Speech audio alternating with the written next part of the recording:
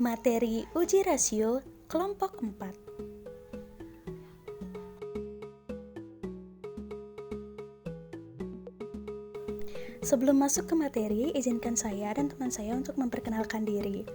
Perkenalkan, nama saya Diah Ayu Permatasari Trisna Dewi, NIM 2018 V10011, dan teman saya Paulina Oa, NIM 2018 V10025.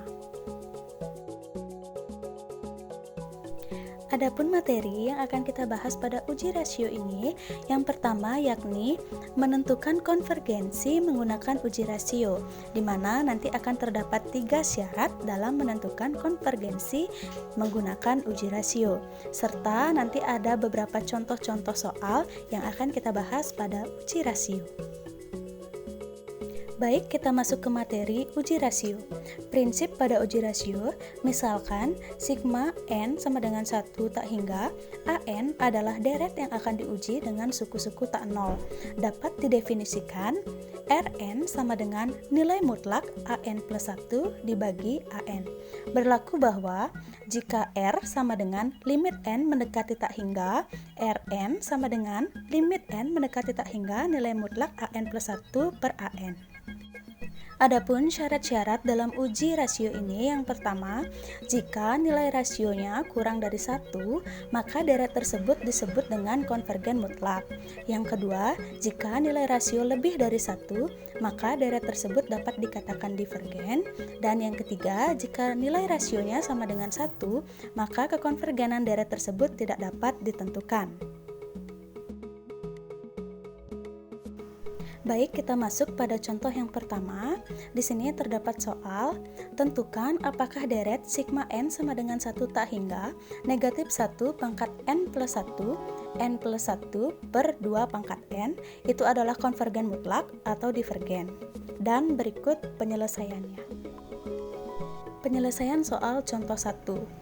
An sama dengan n plus 1 dibagi 2 pangkat n, dan an plus 1-nya sama dengan n plus 2 dibagi 2 pangkat n plus 1. Nah, kita masukkan rumusnya di sini. Rasio sama dengan limit n mendekati tak hingga nilai mutlak an plus 1 per an, sehingga didapat limit n mendekati tak hingga nilai mutlak n plus 2 dibagi 2 pangkat n plus 1 dibagi n plus 1 per 2 pangkat n.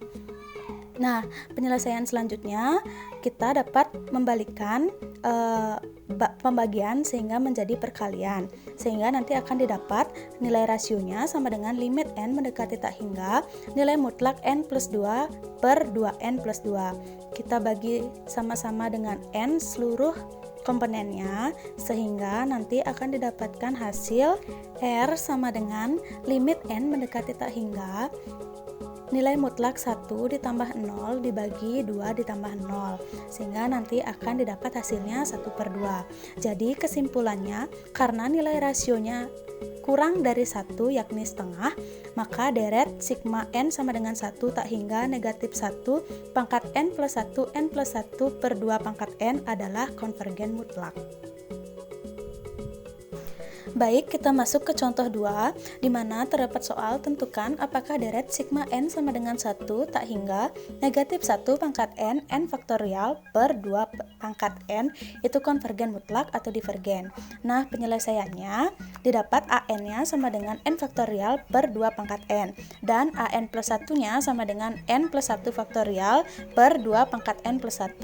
Kita masukkan ke dalam rumus sehingga didapat seperti di slide. Nah, kita lanjutkan pengerjaannya sehingga nanti rasionya sama dengan limit n mendekati tak hingga. Kita dapat coret-coret itu n faktorial dengan n faktorial dan 2 pangkat n-nya dengan 2 pangkat n, sehingga didapat limit n mendekati tak hingga sama dengan n plus 1 per 2. Kita masukkan nilai tak hingganya sehingga nanti didapat nilai dari rasionya itu tak hingga.